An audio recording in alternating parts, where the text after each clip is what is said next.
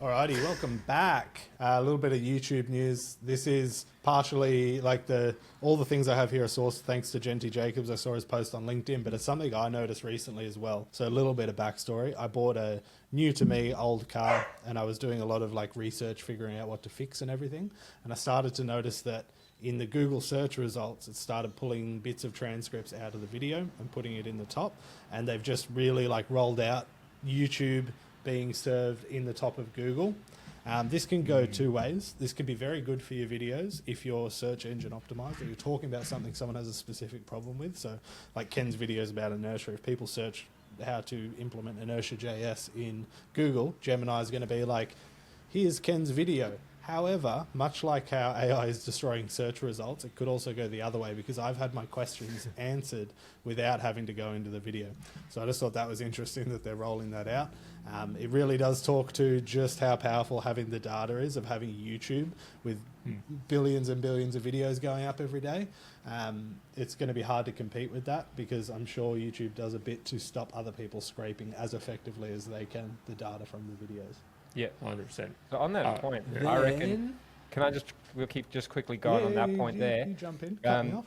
Yeah, just cut you off quick. We don't want you to go into a rant like the other day, bro. Bloody hell. The whole video just about you. Just ask me about 2FA codes and meta. Yeah. It's good. It's a good story. So it pulls it out and it shows you, and you can get that quick fix answer, yes. But like, remember, like in the end of the day, picture's worth 1,000 words, a video's worth 1,000 pictures, right?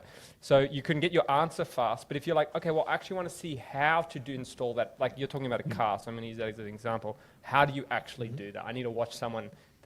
Someone could write it out in text. Yeah, you go into the whole video. Yeah, I need to watch that video to understand what's going on.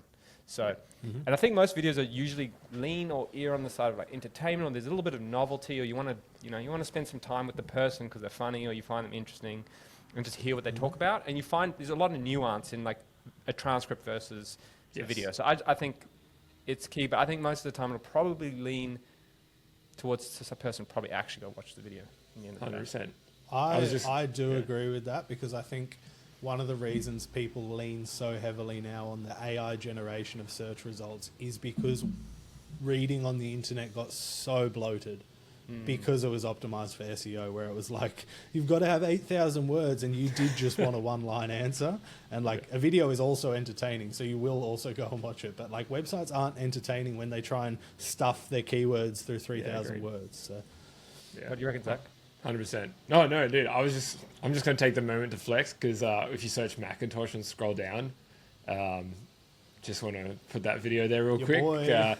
But actually, interestingly, that video was up here previously. So when you looked at images of that, so they're actually using YouTube relevant content for images now too. Oh, wow. A mate of mine was searching Macintosh, and because that one there, it was actually in the top 3 when he searched it, which is super interesting. So they're starting to pull that kind of stuff. Is that a YouTube thumb? Is that what it's pulled in, the thumb? Yeah, that's just literally the thumb. Max res default. Yeah. And they have all that stuff, right? But yeah, so it's super interesting. But look, in terms of the YouTube side of stuff, I mean, I'm not mad about it because it's another source like channel. Like we saw it with one of our videos. I think that's why, I think our Arc browser one popped because it was just on a Google search when people search browsers. Actually, I can do it real quick. Arc browser dead or something. Does that track in the analytics as browse? If they're browsing Google and they see it and click it? I wonder how that works. We can have a look. I can bring it up. We've been replaced. Search inertia.js though. Inertia Rails. Yeah, hit that. Oh, there's my your boy. gosh, dude. There's your boy. That's just... that's on the videos. Hold up. Let's have a look at it again. Yeah, it's there. Don't worry. Yeah. There we are.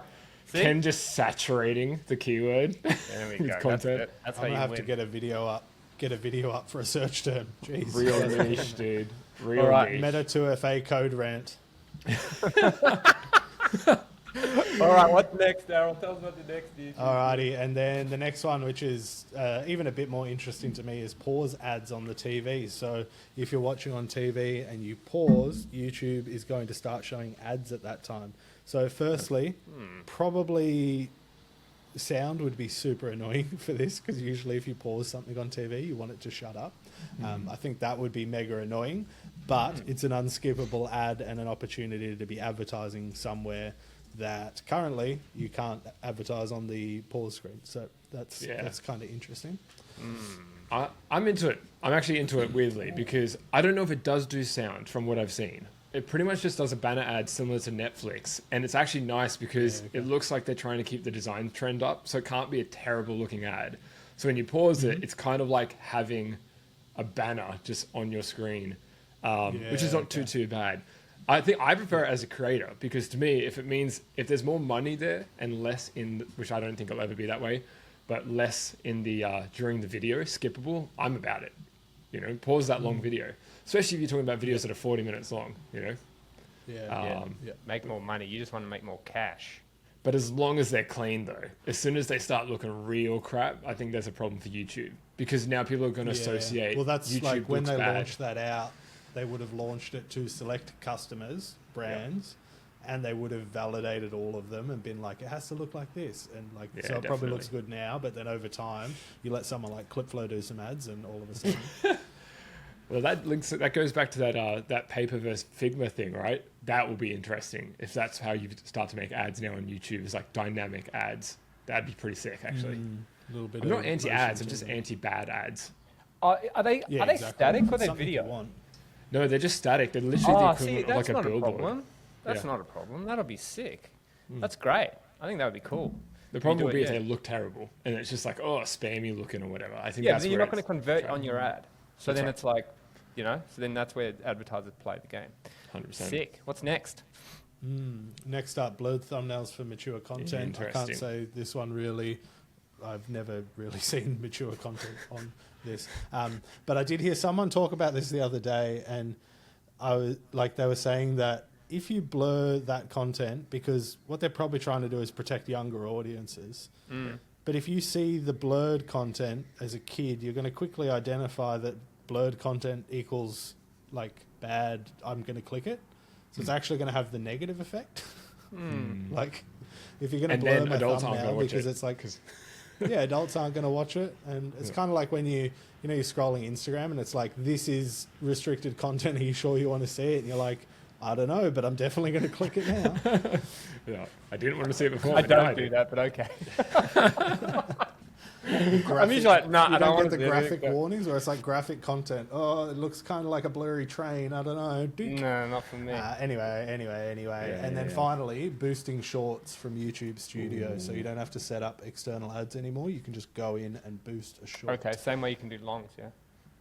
Yeah, and I would just say that this should be done for things that are already performing well. Don't try and force bad shorts, or you'll just be burning money. So organic wins long term. And I do have to say a very kind thank you to Genty for his LinkedIn post, because all of that was summarized in his post, and I found it all really interesting. Beautiful. Good, man. That's an epic little rundown on the new stuff. I'm so pumped on YouTube. And I guess that's why we went all in on it, because it's just a platform that's just got so much potential, hey? It's like, Dude. get it on the TV, go hard on it. Like, Bodhi spends so much time on YouTube. So much time. Yeah. Like, it would be hours a day. Easy. Like, multiple hours. And everyone does that. It's He's crazy. just watching inertia content. Just I wish. Dad's just getting him in young. He watches that Minecraft, Milo and Chip. dude. And you're just like, we're like sitting there, like trying to do work at night and after dinner, and I'm like, can you shut up? PTSD. Anyway, all good. Epic roundup. Good Catch stuff, man. that one. Good stuff. Good stuff, bro. Thank you.